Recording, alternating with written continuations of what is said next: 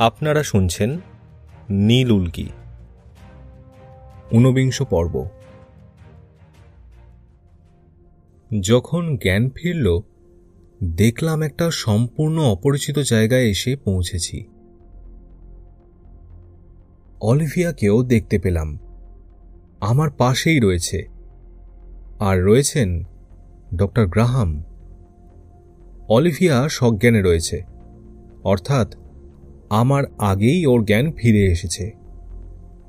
দেখলাম doctor Graham পর্যায়ক্রমে আমাদের দুজনের দিকে তাকিয়ে মিটিমিটি হাসছেন। আমাদের সামনেই একটা চেয়ারে শরীরটা হেলিয়ে দিয়ে বসে আছেন তিনি হাত দুটো চেয়ারের হ্যান্ডেলের ওপর রেখে দুটো তর্জনী একসাথে এনে ক্রস করে মুখের সামনে রাখা। পাশে একটা ছোট টুলের উপরে একটা পিস্তল রাখা রয়েছে। মাঝে মাঝে উনি সেটা হাতে নিয়ে ঘুরিয়ে ফিরিয়ে দেখছেন। চারিদিকে তাকিয়ে দেখলাম আমি আর অলিভিয়া দুজনেই ঘরের মেঝের উপরে শুয়ে রয়েছি। ঘরটা অনেকটা বড়, মাঝখান করে একটা মাঝারি সাইজের খাট, তার উপরে বিছানা পাতা রয়েছে। বিছানাটা বেশ অগোছালো। উঠে বসে ভালো করে লক্ষ্য করলাম বিছানার উপরে সাদা রঙের চাদর পাতা রয়েছে, আর তাতে অনেক জায়গায় ছোপ ছোপ হয়ে লেগে রয়েছে রক্তের দাগ। শরীরটা কেমন যেন শিরশির করে উঠল। এত রক্ত কোথা থেকে এলো? কোনোটা তাজা রক্তের ছাপ, আবার কোনোটা শুকিয়ে কালো হয়ে গেছে। শিরদাঁড়া বেয়ে ঠান্ডা স্রোত নেমে এলো। না তাকিয়েও বুঝতে পারছিলাম ডক্টর গ্রাহাম আমার উত্তেজনা খুব উপভোগ করছিলেন। কিছুক্ষণ পরে মিটিমিটি হেসে বললেন, তোমরা ম্যাজিক দেখে খুশি হয়েছ তো? তোমাদের দুজনেরই খুব দুশ্চিন্তা যা বুঝলাম আমার কাজকর্ম নিয়ে। তাই তোমাদের দুশ্চিন্তা দূর করে সচক্ষে সবকিছু দেখিয়ে দেওয়ার জন্য নিয়ে এলাম এখানে। ও হ্যাঁ, এই ব্যাপারে আমার বিলাভেড ওয়াইফ মিসেস অলিভিয়ার একটা বিশাল বড় ধন্যবাদ প্রাপ্য। তার কথাতেই আজ জানতে পারলাম যে সে আমায় ভিডিও দেখার সময় দেখতে পেয়েছিল, কিন্তু এত বড় ঘটনা প্রায় 2 সপ্তাহের উপর কেটে যাওয়া সত্ত্বেও কারো সঙ্গে শেয়ার করেনি। এই বলে এগিয়ে এসে অলিভিয়ার মুখটা জোর করে তুলে ধরে ওর ঠোঁটে একটা চুমু খেয়ে বললেন, কতদিন পর। কিন্তু জানো কি, এই যে এরকম একটা ননসেন্স ঘটনা ঘটিয়েছ না, এই সব কারণেই তোমার উপরে আমার কোনো ভরসা নেই। শুধু দেখতেই সুন্দরী, মাথায় কিচ্ছু নেই। সারা জীবন ধরে তোমাকে চুমু খেয়ে গেলে তো আর আমার চলবে না। মাথাটা ঝাঁকাতে ঝাঁকাতে ফিরে গিয়ে আবার নিজের চেয়ারে বসে শরীরটা এলিয়ে দিয়ে বললেন, যাই হোক, তোমাদের শখ মেটানোর জন্যই নিয়ে এসেছি এখানে। মৃত্যুর আগে শেষ শখটা মিটিয়েই দেওয়ানো উচিত, তাই কষ্ট করে নিয়ে এলাম। ধক করে জ্বলে উঠল তাঁর দুটো চোখ, আর সঙ্গে সঙ্গেই তাঁর ওই ছোটখাটো হ্যান্ডসাম চেহারার পেছনে কদর্য নির্মম যে একটা মন রয়েছে সেটা বেরিয়ে পড়ল। আঁতকে উঠলাম মনে মনে, বলে কি লোকটা? তবে কি সত্যি আজ সব শেষ? তবু আশ্চর্যের ব্যাপার হলো, এত বড় একটা কথা শুনে যতটা ভয় পাওয়ার কথা ছিল তার বিন্দু বিসর্গও পেলাম না। কেন তা নিজেও ঠিক জানি না।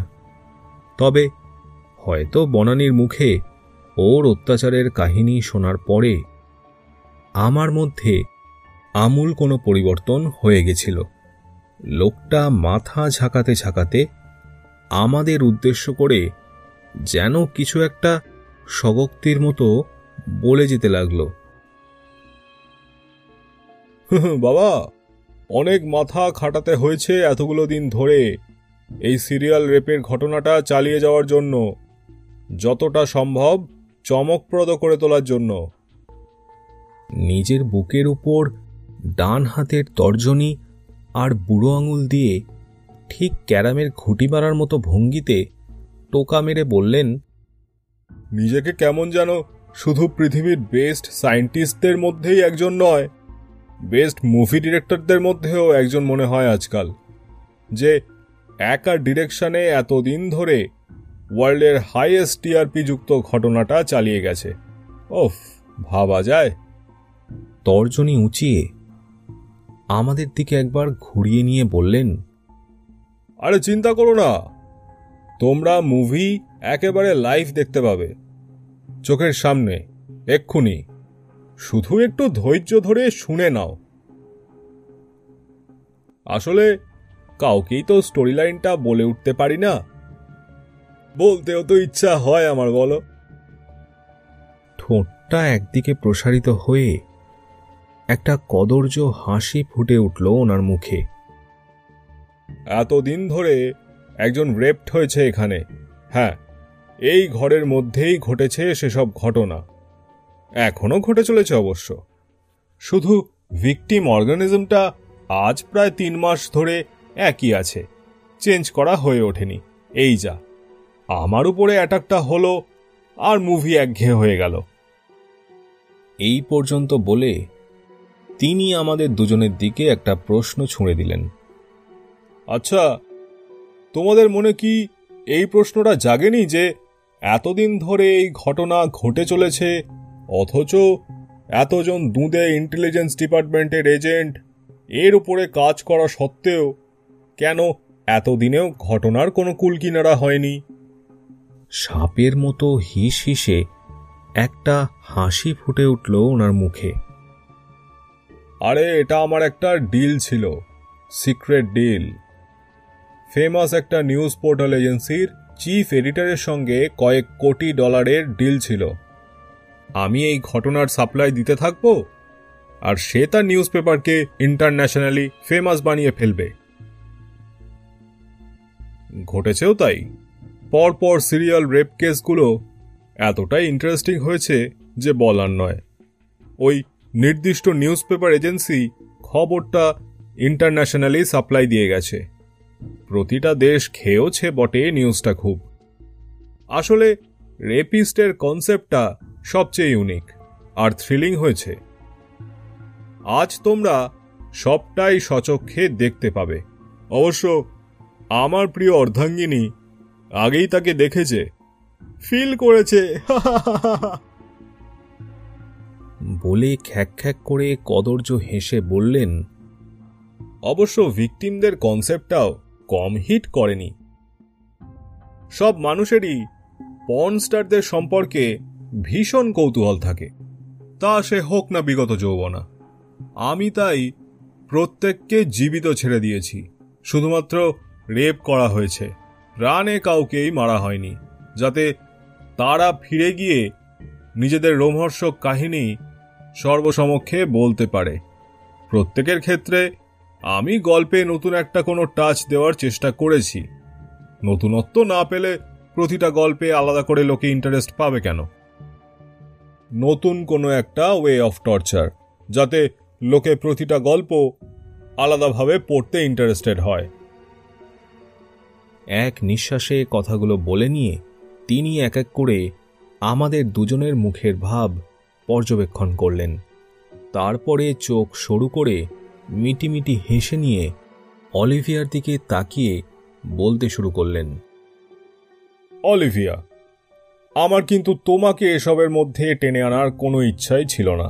তুমি আমায় বাধ্য করেছ। কে বলেছিল ডক্টর মরিস ওই ভাল্লুকের মতো লোকটার সঙ্গে ফিজিক্যালি ইনভলভড হতে? দিনের পর দিন সেটাই করে গেছো তুমি। আমি কি কিছুই জানি না ভেবেছ? রবার্টের সঙ্গে তো খুব প্রেম প্রেম খেলা খেলতে। জানো কি ও কার স্পাই? আমার। আমি কি তোমাকে ওই ভাল্লুকটার ল্যাবে এমনি এমনি কোনো পাহারাদারি ছাড়াই ছেড়ে দিয়েছিলাম ভেবেছ? এই যেমন ধরো এই ইন্ডিয়ান পুয়ার ফেলো, তোমার ল্যাবের এক্স কলিগ, আমার বাড়িতে এসে তোমাকে জিজ্ঞাসা করছে আমার ব্যাপারে। আমাকেই সন্দেহ করে যে এই কর্মকাণ্ডটা আমিই চালাচ্ছি। এত কথা কোত্থেকে জানতে পারলাম আমি তো বাড়িতেই ছিলাম না, সেমিনার অ্যাটেন্ড করতে বেরিয়ে গেছিলাম। তাহলে জানলাম কি করে? স্পাই আমার সব জায়গায় থাকে। ও যখনই আমার বাড়িতে এসেছে আমি খবর পেয়ে গেছি। তাই আমি আমার ইম্পর্টেন্ট ইন্টারন্যাশনাল সেমিনার ছেড়ে তোমাদের দুজনকে এখানে নিয়ে এলাম ম্যাজিক দেখাবো বলে। কোনো ব্যাপার নয়, আমি সেমিনার কাল থেকে জয়েন করব। আগে তোমাদের সঙ্গে বোঝাবুঝিটা আজ সেরে নি। তোমার তো আবার ওর উপরে যথেষ্ট উইকনেস আছে, জানি না ভেবেছো নাকি? শেষের কথাগুলো আমাকে ইশারা করে অলিভিয়াকে বললেন। আমি আর পারছিলাম না। প্রচণ্ড রাগে, আক্রোশে, যন্ত্রণায় মাথাটা ফেটে যাবে মনে হচ্ছিল যেন। বনানীর সেই নার্সিংহোমের বেডে পড়ে থাকা অত্যাচারে বিধ্বস্ত শরীরটা মনে পড়ে যাচ্ছিল বারবার। এমনই একটা ঘটনা যার জন্য হয়তোবা বনানী হারিয়ে গেল আমার জীবন থেকে চিরকালের জন্য। মাথার মধ্যে হাতুড়ির মতো পিটছিল যেন কথাগুলো। বললাম, বনানী আপনার কি ক্ষতি করেছিল? ও তো কারো সাথেও ছিল না, পাঁচেও ছিল না। নিষ্পাপ নিরীহ একটা মেয়ে, ওর এত বড় ক্ষতি কেন করলেন? ওকে কিসের জন্য এত কষ্ট পেতে হলো? উত্তেজনায় পাগল হয়ে গলার শিরা ফুলিয়ে চিৎকার করে উঠেছিলাম আমি। কিন্তু লোকটার কোনো হেলদোল নেই। শান্তভাবেই বলল, আরে অত চিৎকার করছো কেন? কোনো লাভ নেই। হ্যাঁ, বলে রাখি একটা কথা, যেটা তুমি অলিভিয়ার কাছে জানতে চাইছিলে, আমার পার্সোনাল ল্যাব ও দেখেছে কিনা। দেখেছে তো বটেই, অবশ্যই দেখেছে। এখানে দিন 15 কাটিয়ে গেছে যে, তবে জানতো না এই যা। এইটাই আমার পার্সোনাল ল্যাবের আন্ডারগ্রাউন্ড ফ্লোর। কেউ কিন্তু জানে না। আমার ল্যাবের স্কলাররাও কেউই জানে না যে আমার ল্যাবের কোনো আন্ডারগ্রাউন্ড ফ্লোর রয়েছে। আজকে আমার সব স্কলাররা ইন্টারন্যাশনাল সেমিনার অ্যাটেন্ড করতে গেছে, তাই ওদের অনুপস্থিতিতে তোমাদের এখানে নিয়ে আসাটা আমার জন্য সুবিধাজনক হলো। নয়তো আমি কিডন্যাপ হওয়া মহিলাদের এখানে গভীর রাতে নিয়ে আসি, যখন ল্যাবে কেউ থাকে না। কাজেই বুঝতে পারছো, এখানে চিৎকার করে কোনো লাভ নেই। এমনিতেও উপরে শব্দ যাবে না, আর যদি যেতও বা, তবুও সেখান থেকে কেউ আসতো না তোমাদের বাঁচাতে। আর এই যে প্রজেক্টটা, মানে সিরিয়াল রেপের যে প্রজেক্টটা আমি আমার রিসার্চ প্রজেক্টের সাইড বাই সাইড রান করাচ্ছি, সেটা জানবে একটা টপ মোস্ট সিক্রেট প্রজেক্ট, যেটা শুধু একটা ইন্টারন্যাশনালি ফেমাস নিউজ পোর্টালের এডিটর জানে তাই নয়, দু একজন বিখ্যাত রাজনীতিবিদ আর সিকিউরিটি ডিপার্টমেন্টের টপ মোস্ট পোস্ট হোল্ড করছে এমনও দু একজন জানে। শুধু যে জানে তাই নয়, অ্যাক্টিভলি ইনভলভ। এটা এমনই একটা নিউজ যেটা বেশ কয়েক মাস ধরে ওয়ার্ল্ড ওয়াইড সব কটা দেশের মানুষের ইন্টারেস্টের সেন্টার পয়েন্ট হয়ে রয়েছে। আর এই খবরটা বাইরের সব কটা দেশকে বেচে প্রচুর আয় হয়েছে। আর তার মূল একটা পার্সেন্টেজ আমি পেয়েছি সবটা কন্ডাক্ট করার জন্য, যা থেকে আমার শুধু প্রেজেন্ট রিসার্চ প্রজেক্টের জন্যই নয়, ভবিষ্যতের আরও অনেকগুলো প্রজেক্টের জন্য যা খরচ হতে পারে তার অনেকটাই হাতে চলে এসেছে। তাই জন্যই এতদিন ধরে ঘটনাটা ঘটে চলা সত্ত্বেও ইন্টেলিজেন্স ডিপার্টমেন্ট থেকে কাউকে ধরতে পারেনি, কারণ তারা ধরতে চায়নি। যতবারই কোনো না কোনো ক্লু ধরে সঠিক পথে ইনভেস্টিগেশন করতে গেছে, ততবারই চেপে দেওয়া হয়েছে সেটা কোনোভাবে। বুঝলে তো এবার? এখানে যখন একবার চলে এসেছ, এবার সেটাই হবে যেটা আমি চাইব। তাই চিৎকার চেঁচামেচি করো না, কোনো লাভ নেই। হ্যাঁ, কি যেন বলছিলে তুমি? বনানী, সেই ইন্ডিয়ান মেয়েটা, রাইট? তোমার গার্লফ্রেন্ড? বলে মনের আনন্দে কিছুটা হেসে নিয়ে বললেন, সত্যিই ওর কোনো দোষ নেই। ও এই কেসটা একজন অ্যাক্সিডেন্টাল ভিকটিম। বলবো, সব বলবো, একটু ধৈর্য ধরো। তোমাদের একটা ম্যাজিক দেখাবো তো এক্ষুনি, একটু অপেক্ষা করো। ম্যাজিক দেখানোর সরঞ্জামগুলো ঠিকঠাক আছে কিনা একবার দেখে আসি। এই বলে উনি ঘর থেকে বেরিয়ে গেলেন। আঙুলের ফাঁকে ঘোরাতে ঘোরাতে সাথে করে নিয়ে গেলেন পিস্তলটা। আমরা দুজন নিষ্পন্দ অপেক্ষা করতে লাগলাম। অলিভিয়ার চোখে মুখে ভীষণ আতঙ্কের ছাপ, মৃত্যু ভয় দেখতে পেলাম ওর চোখে। ও সেদিন আমার চোখে কি দেখেছিল কে জানে, হয়তোবা কিছুই দেখেনি। কিছু দেখা বা বোঝার মতো অবস্থা তখন ওর ছিল না। নিজেদের হার্টবিট গুনতে লাগলাম দুজনেই চুপ করে বসে।